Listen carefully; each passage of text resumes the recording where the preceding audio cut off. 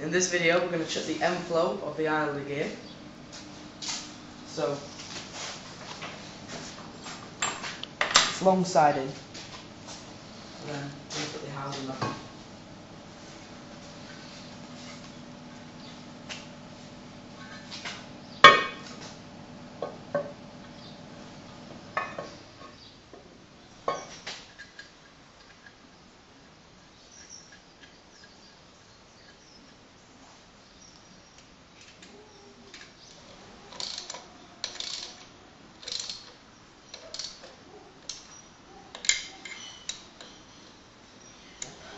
We've put the housing on and we've put some bolts on so it's nipped up, and we've put a bracket on for the DTI and we've zeroed it on the gear, and we're going to measure the M float,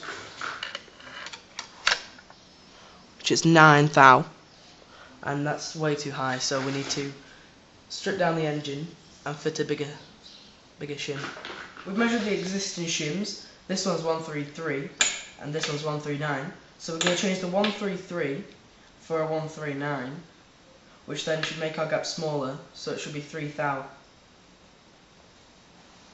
We've refitted the housing and put the gears back on, and we've also put a 6 thou bigger shim on, and we're going to check the M float.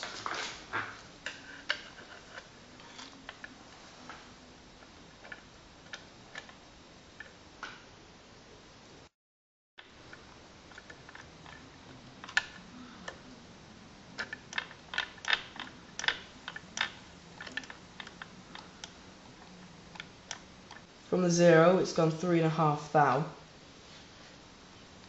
and that'll just about do for us.